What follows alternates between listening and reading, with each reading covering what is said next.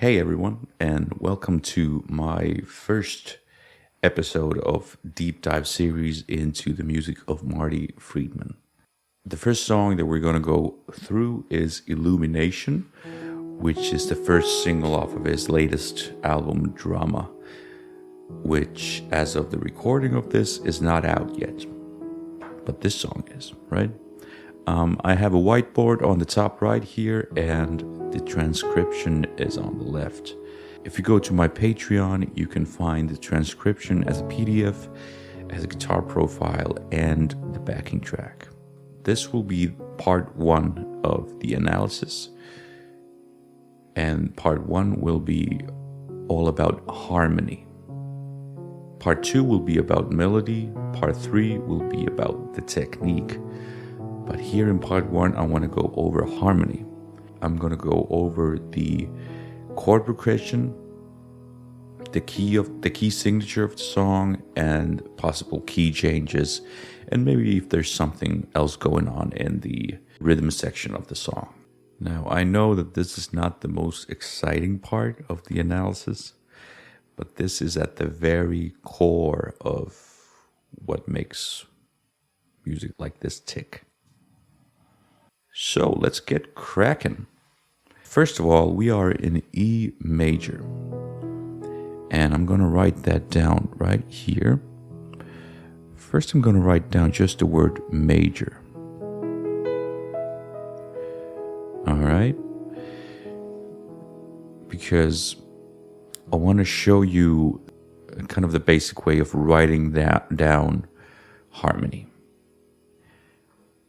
Now, when we're in a major key, we have things pretty simple because the major scale has 7 notes, and we just write down 1, 2, 3, 4, 5, 6, 7. And the way that we analyze music is we relate it to a major scale, which means that this already here is kind of the notes in the correct order and the correct intervals for a major scale. So if we were in C major, this would be, as you probably know, C, D, E, F, G, A, and B. So this would be a regular C major scale. Now, because we're in E, we have to change the notes so that we are still in the major scale. So take all of this out, write this down, and here we go. So the notes are E, F sharp, G sharp, A, B, C sharp, D sharp. All right. So in order to get an E major scale, we have to have 4 sharps here. All right, so this, and this. Boy, my circles are sucking today.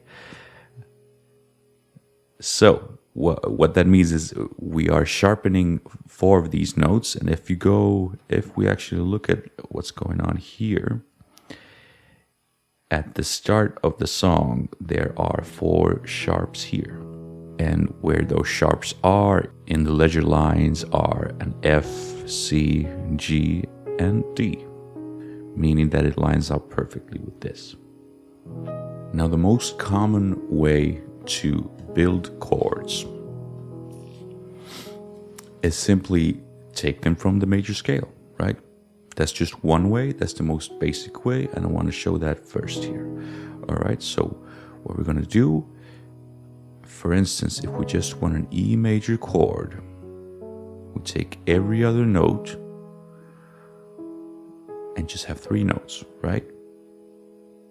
So these make up an E major chord, an E major triad, meaning a chord with 3 notes.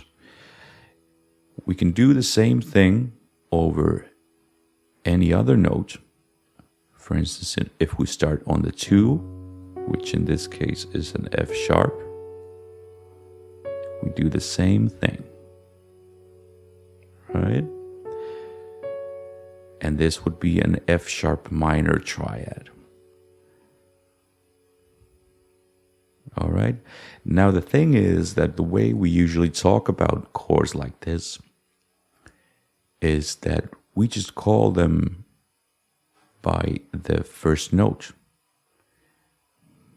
meaning in this case the 2.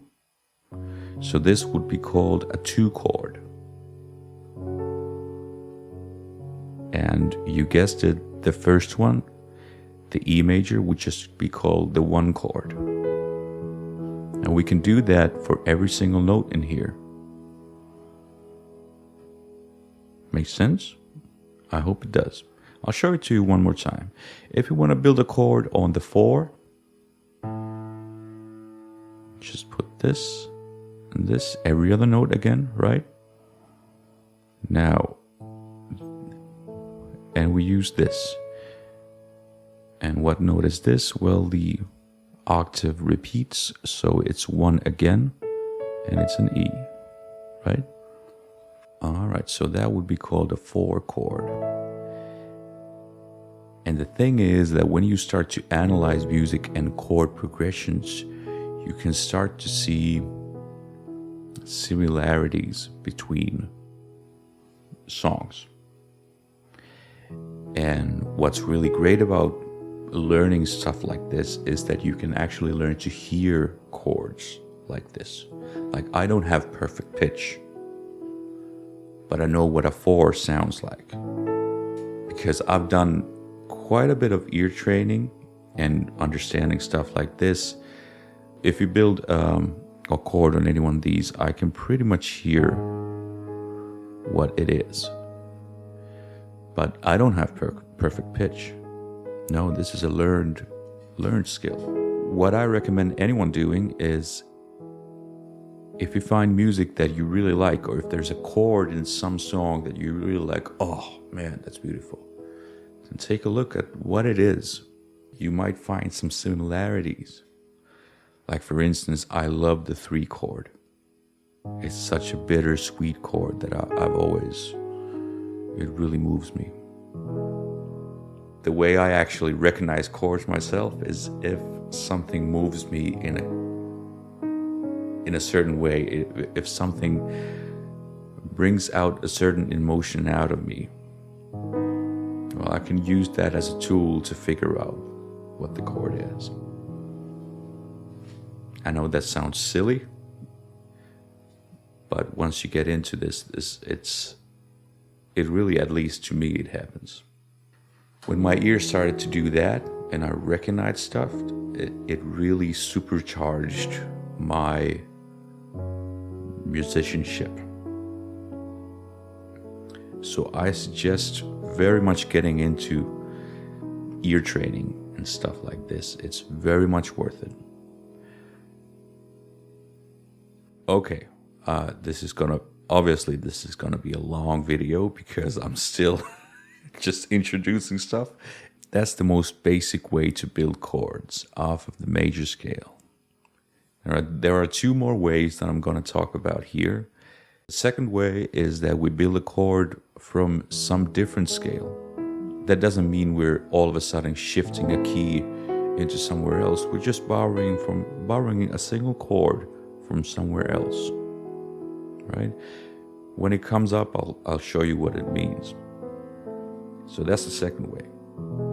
Now the third way that sometimes gets a bit confusing, but is a very important part of especially Marty's music, but a lot of music, is chords that take you to a different place. And the most common chord that takes you somewhere is the 5, right? The 5 chord is something that takes you to the 1 really strongly. Of course, you can just go to the 1. There's nothing wrong with that. But if you want to sort of build tension in music, you can go for the 5 and then release it to the 1. The 5 is a dominant chord, meaning that this would be the way that we write it down. Now that's a 5 chord that takes you to the 1, right? But that's not where it stops, because every single chord can have a 5 that takes you to it. For instance, for the 1, we have a B7. If we're going to go to the F sharp, we have a 5 for that too. And it's always the same distance that is from 1 to 5 here, which is a 5th interval. We can do the same thing for this chord. And in this case, since the 2 is an F sharp minor, the 5 for that would be a C sharp 7. And this is a chord that is not in the E major scale, but it's not supposed to be in the E major scale, because this chord has a job to do, and its job is to take you here.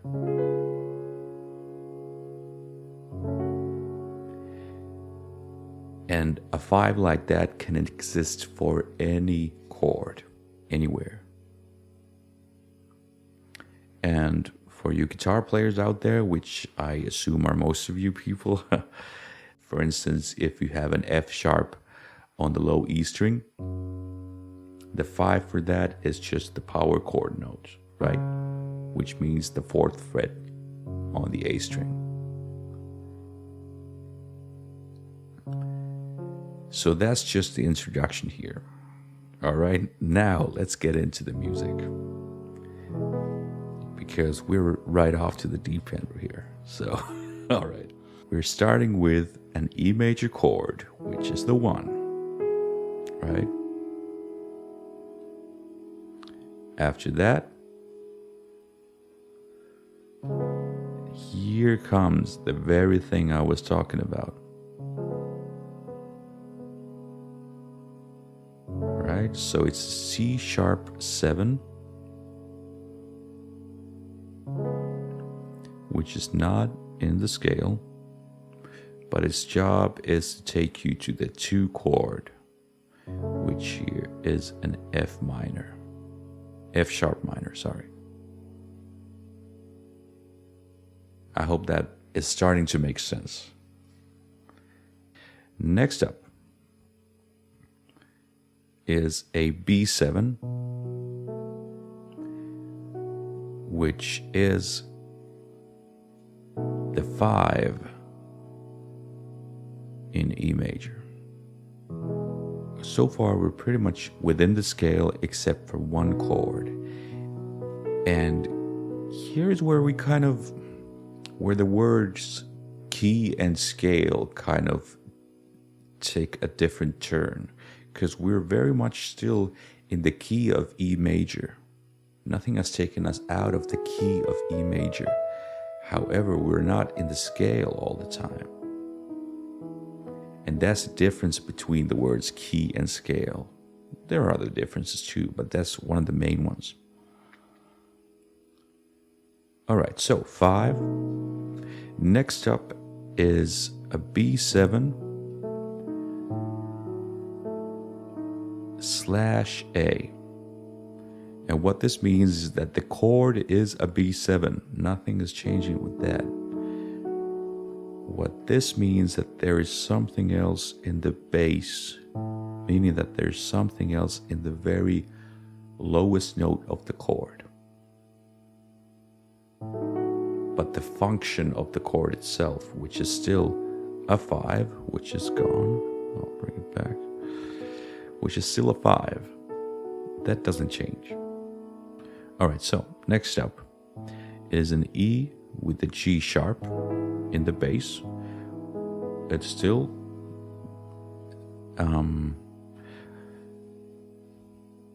what this means that we have a chord that is the E major, which is the 1, and we simply just have this note in the bass. It's as simple as that. Next up is an E, which is the 1. Then an E7 with the D in the bass. What in the world is going on? Well, this E major chord has become an E7, which, you guessed it, is a 5 chord that takes you somewhere. And where E7 takes you is an A, but that doesn't mean we're going to A. Remember, these are chords that take you somewhere. It doesn't mean you have to go there, but it's still within the key. All right, next up is a C#7, which is again a 5 going to the 2. Then we happen to have an E#1 in the bass. Next up is just a 2 chord, right? And then we're finally getting to the A. Right? So in a way you could make the case that we're already here in the E7, kind of setting up this A. Maybe not, maybe that's a bit of a long stretch, but anyway. There are cases to be made for a lot of things. So, usually when we have a 4, it's right here. So we're just building a chord off the 4. Now this, when you're completely in the scale, it's an A major chord. However, in here it's an A minor. And what that means is that for a moment, we are borrowing from the E minor scale, or the E natural minor. You can call it however you want. And in here, we have almost the same notes, except for 3 notes. And what happens here is that we're building a chord off of this note, and again we're skipping, and again we're going to the 1. And as you can see, there's just a 1 note difference. The A remains the same. The 1, which is the E, remains the same, but the note in between is what's different, and that's what makes it the A minor chord. And it has a beautiful sound to it. I've always loved the 4 minor chord, ever since I was a kid, actually. I've always had a kind of an emotional response to it, but it was way later on when I discovered what it is. What you might have heard in some songs is stuff that goes from the 4 major to the 4 minor, and then back to the 1. And it's a beautiful sound. All right, so that's what that is. Next up is an E with a B in the bass. Now, harmonically, there's nothing strange about it. It's just, again, we're building the major chord off the 1, and we can see that this chord has a B note in it. So, it's just an E major with the 5th of the chord in the bass. Or as some people may call it, a second inversion. If the first inversion means that this is in the bass, the second inversion means that this is in the bass. All right. Next up is a bit of a doozy.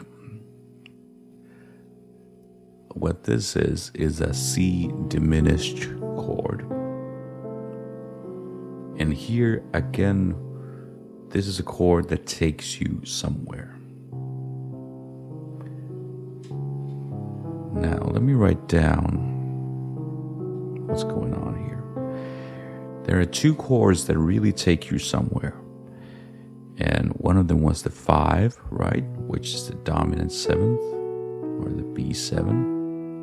And another kind of chord is a diminished chord, which is something that comes from this note. If we build a chord from the 7th degree of the scale, we get a diminished chord. Now this also, like the 5, has a lot of pull that takes you to the 1. And the same thing works for every single chord. Now the diminished is a bit more angular sounding and can be a bit more jarring in a way, but it really pulls you to the next chord. And one way to think about it is that if I put the 1 here, right, this chord really pulls you to the 1, which is a half step up from D sharp to E. And that's what's going on here, in that this chord is a 7th degree chord that's taking you to the C sharp minor. So a C diminished chord goes up a half step into the C sharp minor. Right? And the C sharp minor is just the 6. That's completely within the scale. And within key, both, right? That's just the 6. All right, next up, an A minor, which, as we talked about before, is just the 4 chord, but with the minor, so it's just borrowed from the E minor. Alrighty then. Next page, an E with a B in the bass. Nothing freaky about that. Next up is a D sharp 7, and after that is the G sharp minor. Now the G sharp minor is just the 3 chord, and you guessed it, the D sharp 7 is just a 5 to the 3. Next up, C sharp 7. I think you're getting it already. C sharp 7. And you guessed where we're going. We're going to an F sharp minor, which is the 2 chord. So again, the 2 chord and the 5 to the 2 chord, which is a C sharp 7. So then it's just the 2, B7 is just a 5, right? It's starting to make sense, I hope. Next line. Actually, this is just the A section repeating again, so the harmony remains exactly the same. Hold on, let me check. Yes, exactly the same. Nothing. Yeah, it just cuts away sooner. So the E major with a B in the bass and the C diminished, instead of going to the C sharp minor as we did before, we just go straight to the 1. All right, now this is where the distortion kicks in and the synth pad comes in. Here is C sharp minor is just the 6, an A major, which is just the 4, E major, which is 1, and a B, which is the 5. So this line is just 6, 4, 1, 5. Next line, G sharp minor is just the 3, C sharp minor is just the 6, F sharp minor 2, and G sharp 7. Again, we have a 7 that's going to the 6. So we have a 5 that's going to the 6. Actually, the way that sometimes we can actually write this down is we can use Roman numerals. 5. That's going to the 6. Oh yeah. Next up, you'd assume that there would be a C sharp minor, right? But no, we just go to the 4 and the 1, and then comes the C sharp minor, the 6. Again, 4 goes to 1, goes to 3, C sharp 7, which again is the 5 to the 2. Then the 2 comes in, right? Here are just some shapes that I'll talk about later in the other sections when the time comes. Anyway, F sharp minor, that's the 2. And A minor, again the 4 minor. And we're back in the A section. Next comes the second time the B section kicks in, this time with the band with a clean tone. So we're starting with C sharp minor, 6.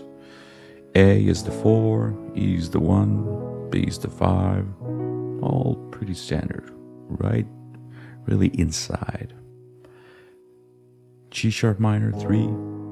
C sharp minor, 6.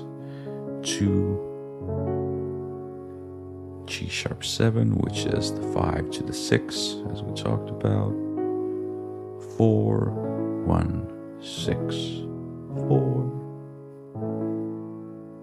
1, 3, 5 to the 6, 2, and minor 4. Ain't that nice? Alright, next section comes in, and this is where the band really kicks in. We're starting off with E major, which is the 1. G sharp minor 3, C sharp minor 6, A is the 4, E with the G sharp on the bass, so 1 with the 3rd on the bass, first inversion. Then something a bit more freakier comes. F sharp, an F sharp major chord. This is not in the E major scale. And then comes a D major chord, and that's not in the scale either. So let's look at what that stuff is. As I said before, there are 3 ways for chords to be built up. The first is using the E major scale and building chords the way we've been building them all the time here. The third way was the chords that take you somewhere, meaning usually the 5, sometimes the 7.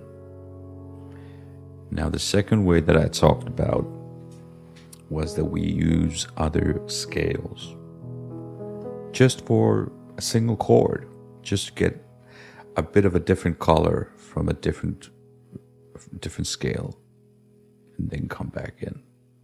So the key doesn't change, we're just using a different scale for a little while. And here we're doing that twice in a row. Now, usually when we build a chord from the 2, as we've seen in this song already a lot of times, is we have an F sharp minor chord, right? But in this case, it's a major chord. And the way that we get the major chord is we have to take the note in the middle, which is also called the 3rd of the chord. We have to take it a half step higher. So I'm going to build the same notes here again. Let's take the green. So here's an F sharp. And here's the C sharp. These stay the same. Now this is what's going to be different here, is that instead of an A, we have an A sharp, so that we'll get it into, so that it becomes a major chord. Now, we changed the note right. This means that this is changing too. Let me write that down with the red also.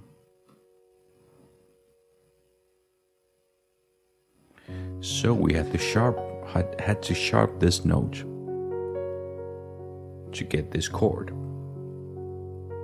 Right? So what is this scale? Right? Well, this is the Lydian scale. The Lydian scale is exactly the same as the major scale, with just for this note being different. And here it exists for just a half of a bar. Now the same thing happens with the D. And what happens here is that we're building a chord off of this note here, right? But that's not a D, that's a D sharp. So in order to get that note, we have to flatten this note here. Makes sense? Everything else still is the major scale, right? All of this is exactly the same. The only thing that is different is this one note. And this is a different scale, and it's called a Mixolydian scale. What chords like these are sometimes also called is modal interchange, because we're using different modes to get different kind of chords. But what happened here is that we just took this note, again we skipped these notes, got this and this. So it's just in D and F sharp, which is here, right? And then the A. So everything else is completely in the E major scale except for this one note. All right, so that's what modal interchange means. That for a moment we're using these different colors from different scales, but we're still pretty much in the key of E major. You know, that hasn't shifted away. All right, let's go on. E major, 1 chord, G sharp minor, 3 chord, C sharp minor is the 6, A is the 4, and E with the G sharp in the bass, so a 1 chord, first inversion. Again, F sharp, which is taken from the Lydian, right? So the modal interchange of a 2 major chord. An A, which is the 4 chord, B is the 5, right? B with the C sharp in the bass is a bit of a different chord than before, because every time we had a slash before, it was just an inversion, meaning a note that was in the chord. Now this time that's not the case. We have the C sharp here, and that's not in the chord, right?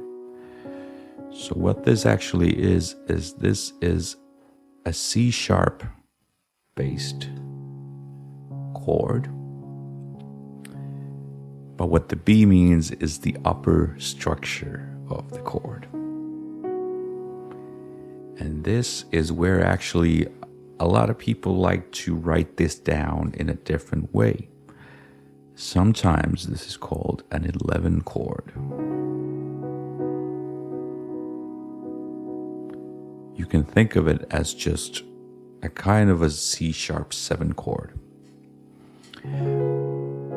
But the thing is that's really useful about this kind of a B with the C sharp and the bass chord, especially in this situation, is that it's a dominant chord that is taking you to the new key, which is an F sharp major. We're actually shifting the entire key to F sharp major. Now, one of the reasons why you might not want to use the C sharp 7 here, you can, it's fine. But the benefit of using this type of chord is that all the notes are within the E major scale, right? So what I showed you here,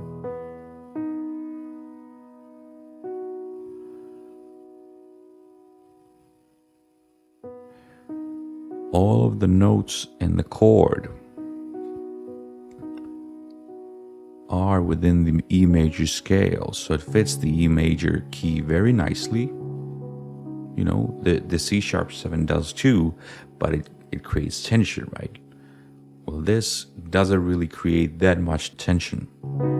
Now it has notes that all fit the E major, but it's still a chord that is taking you to F sharp, right? So a C sharp 7 that is taking you to F sharp, which is the new key. However, the structure of the chord is a little bit different. Sometimes people call this an 11 chord, but we can also do the same information like this.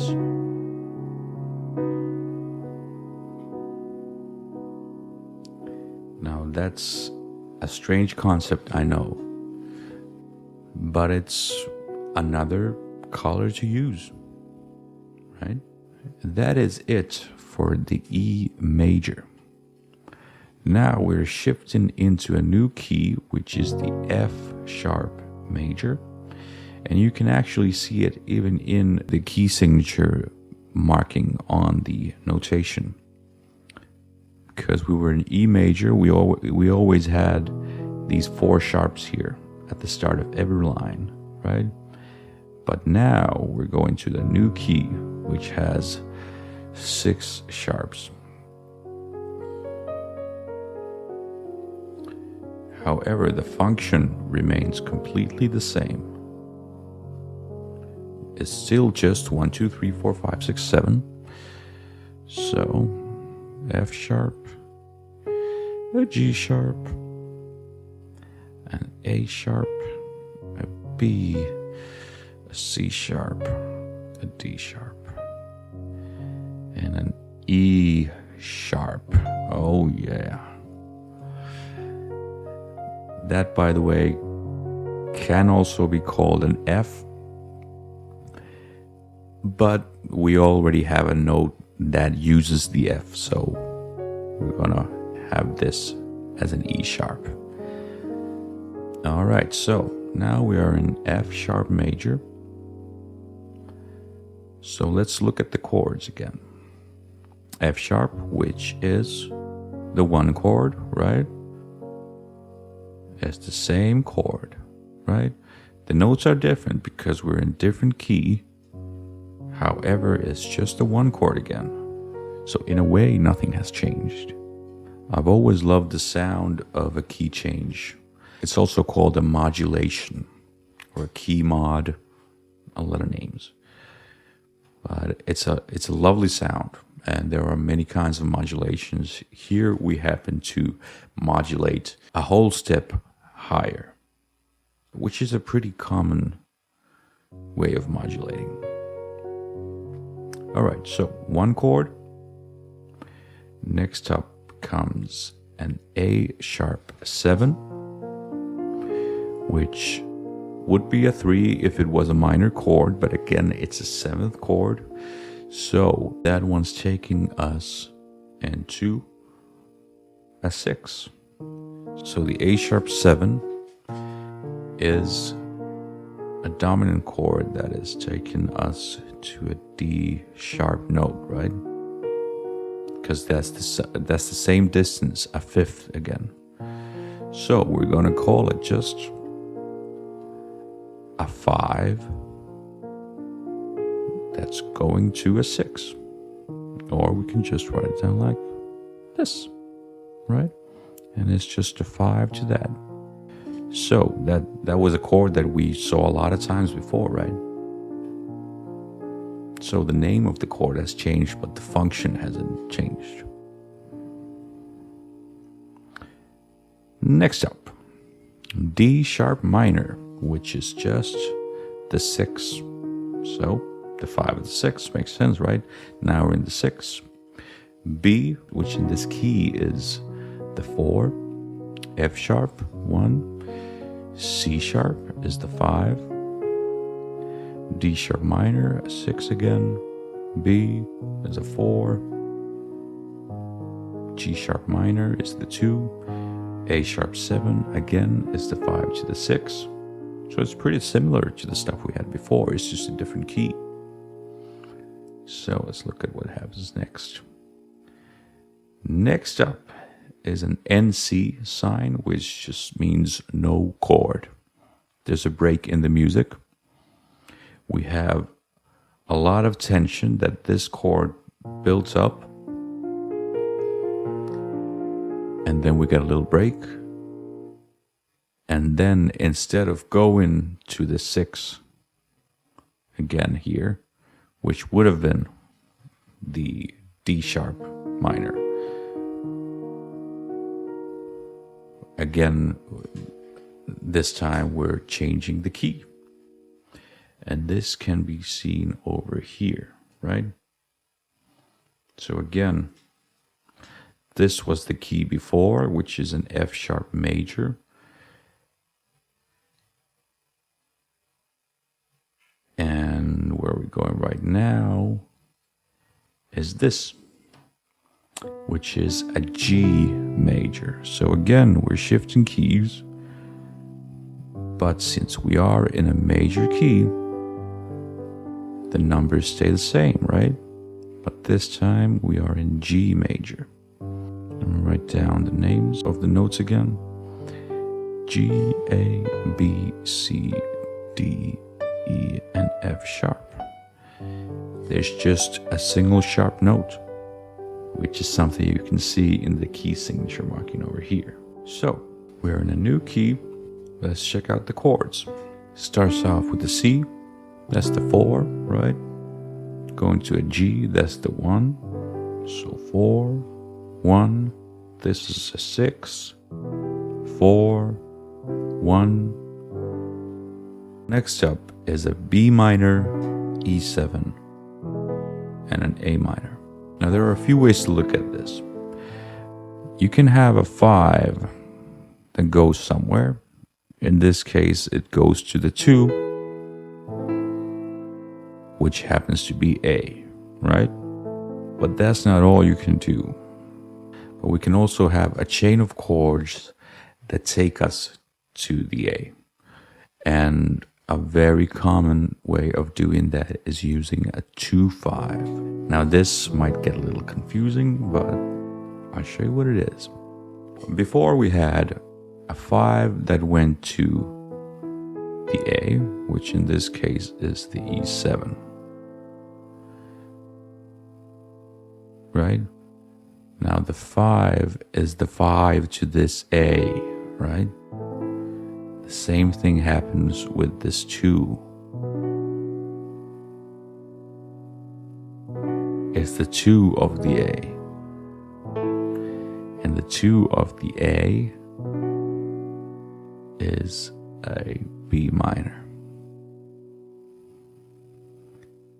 And this is what we call a 2-5-1 progression. Now, the thing is that just as we could use the 5 for any chord, we can also use the 2-5 for any chord. Now, this is something that happens in jazz a lot.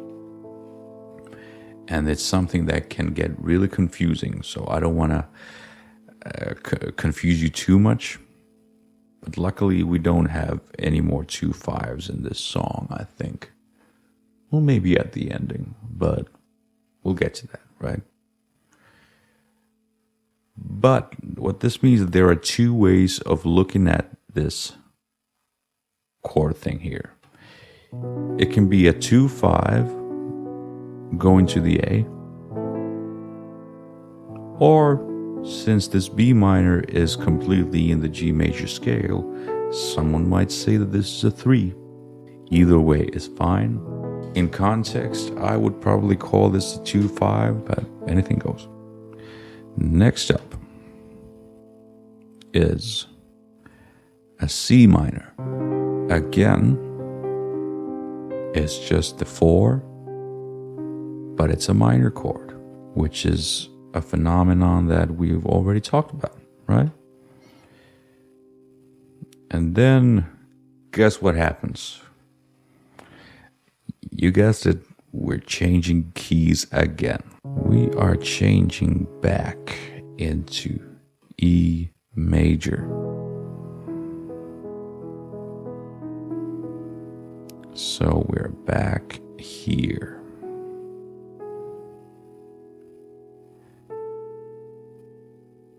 I remember seeing this explanation by Marty about how in a lot of Western music, chord changes are usually loops that go pretty much in the major scale all the time. But what he likes about Japanese music is that the chord progression itself can be a story that changes and molds within the song. And it keeps on changing, right? So it's like the chord progression is a story in itself.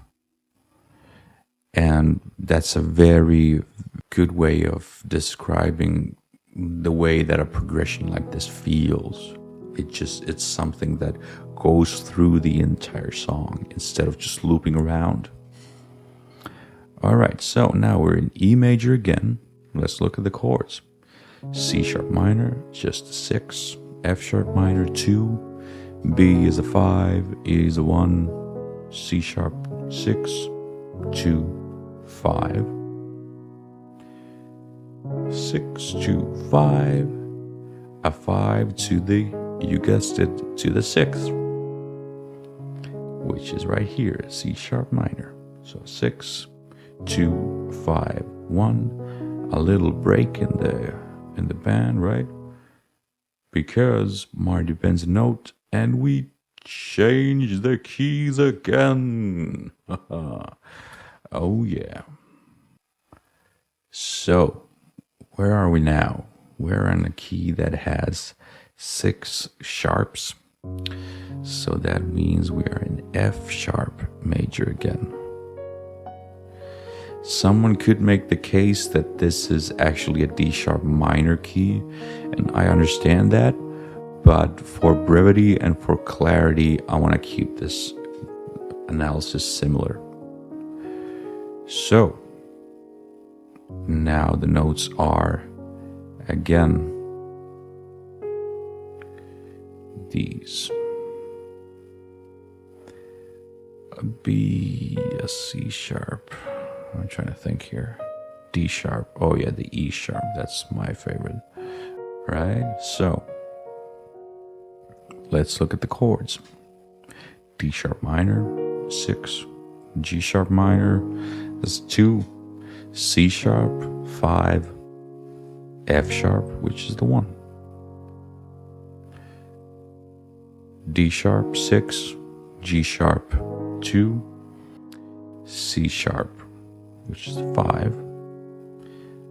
There's just a little suspension here. What that means is that usually when we have chords like this, let's do this again.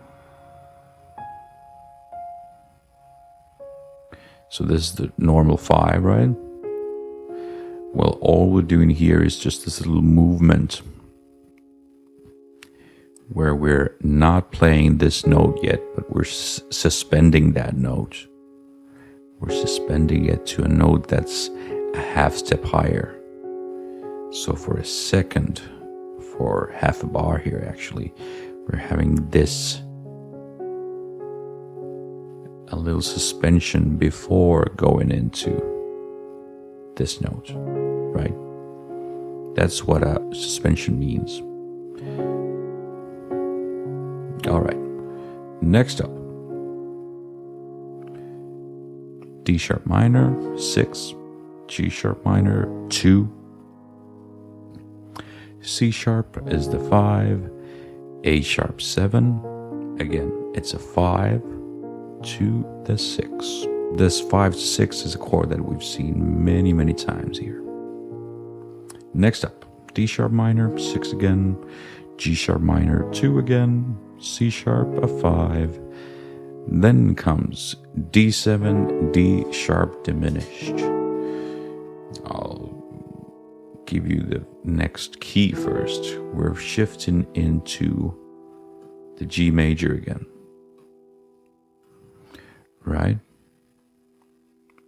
Someone could make the case that we're shifting to E minor. Either way is fine. But again, for brevity and for clarity, I'm gonna put this as a G major. Now, the D7, that's just a 5 in the G major, right? So that's one way of setting up the new key. Makes sense? You know, it doesn't mean that we have to go to the very G major chord. We can just set up a key change like that, and it's fine. Now, the next chord is a diminished again, and it's actually working the exact same way that the diminished did before, which is it's built off the 7th degree. However, it's built off the 7th degree of our target chord, which is the E minor, remember? So if we had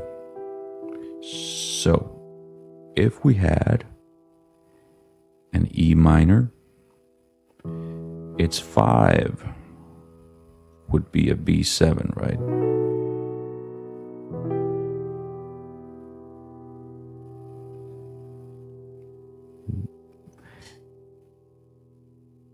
And the E minor's 7th degree would be a D sharp diminished. I know this is pretty confusing, but it again moves the same way as it did before, meaning that a diminished chord moves up a half step. Moves up a half step into an E minor, right? Diminished chords are a hairy bunch. They can go into a lot of places, and the most common thing that diminished chords do is that they move up a half step. All right, next up, we are in G major. So E minor is the 6. After that comes the C, which is a 4. G is the 1. D is the 5. B minor is the 3. E minor is the 6. Where everything is right within G major. A minor is the 2. B minor is the 3. C is the 4. All very much in 1, 6, 4, 1, 6. So next up is C is the 4 and E7. Normally we have an E minor, but in this case it's the 5 that is going to the 2. And the 2 that we have is an A. And next up, we got an A minor, which is the 2, a C minor, which again is the 4 minor chord, an A minor, which is the 2, a G major with the B in the bass, so again, just the first inversion, right? We're in the outro. Next up, C is the 4, D is the 5, so everything is very much G major. E minor is the 6, A minor is the 2, E minor is the 6, E flat is what? And you can hear when you listen to the song that that's kind of a weird shift in the chord, right? And what that is we're just taking something from the G minor. The same thing that we did with the C minor chord. We can do the same thing with different chords in there. So here is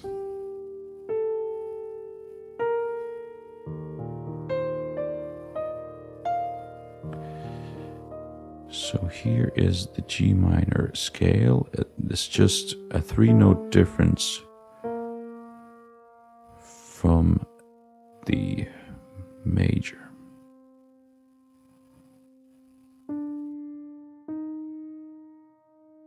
There is the E flat, and all we are doing is just taking a chord from this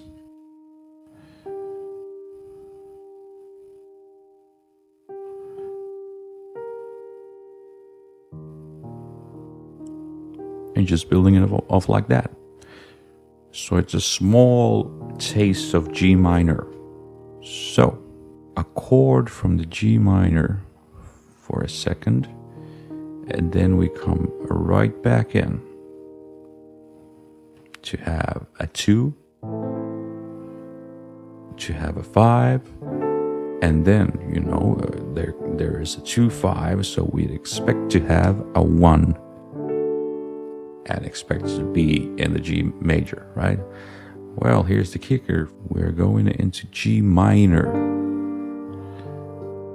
right? So the thing that I just wrote down and for some reason erased, here it is again. Remember how the 4 minor was borrowed from the minor scale, but we're using the 1 minor as well. So we're very much actually changing the key at the very end of the song. Pretty much everything up to this point is pointing us into going into G major. But at the very end, we're hitting into G minor. So G minor, which is the 1 minor, a C minor, which is the 4 minor, 1 minor, 4 minor, 1 minor. So it's a very, very weird way of ending the song, actually. But it does create drama. All right, but that is the entire analysis of the harmony of the song Illumination. Ooh, that was a lot of stuff. Now, I know that this isn't the most exciting part of analyzing the song, but it is definitely at the very core of what Marty does. And I think it's very important to understand what it is. All right. Thanks for sticking around, and see you next time.